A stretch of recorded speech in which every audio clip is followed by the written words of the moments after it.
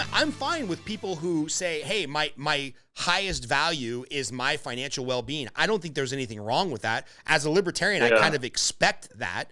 But then don't also tell me all this other bullshit you claim to believe in when clearly your real number one value was your pocketbook, which is fine, but just don't be hypocritical about it.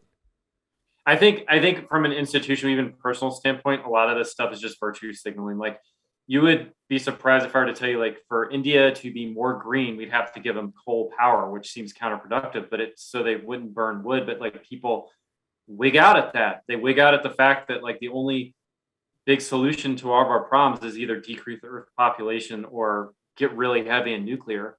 And a lot of companies that say they're going green, all they're doing is offloading their terrible non-green assets and having some other third world country like make all the carbon. Like, I mean, I don't know. I don't know if there's a solution. I just think it's just a big morass. Like, I think a lot of people want to appear that they're green and they're not, you know? Yeah.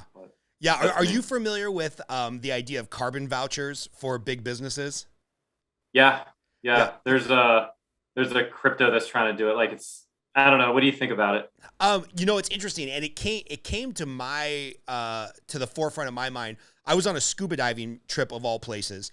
And I'm scuba diving. I think it was out of the Long Beach Harbor, and the experience was great. The boat captain was amazing. The staff was amazing. The boat was old, but like well situated for everything. Like, it was just laid out really well for a scuba diving trip. Because when you scuba dive in California, it's not like scuba diving in Mexico. It's miserable. You have to wear a really thick wetsuit.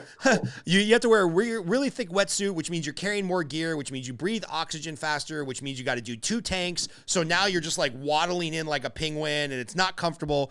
Unlike Mexico, you can just jump in with your underwear on like, one tank and go diving.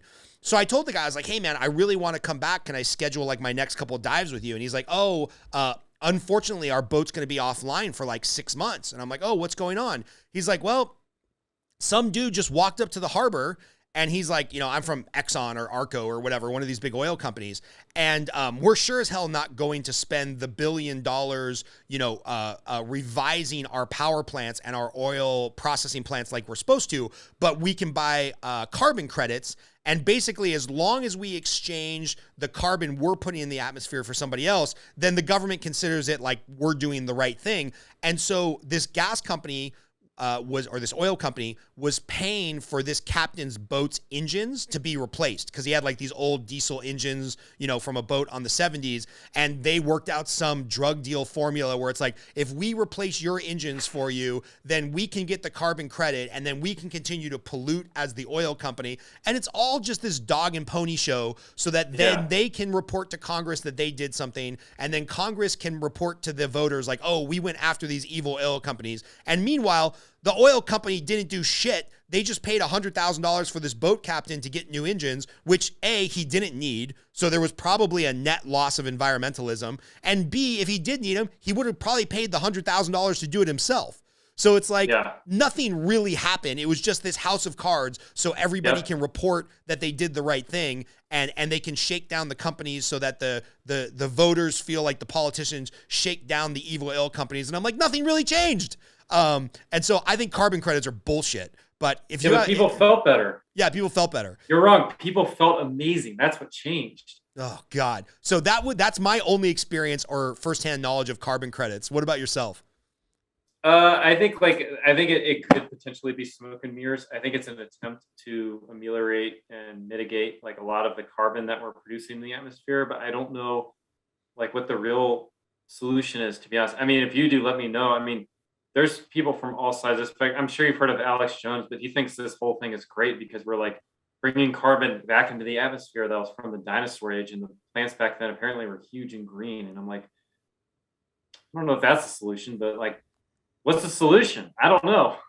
Yeah. Nuclear, maybe.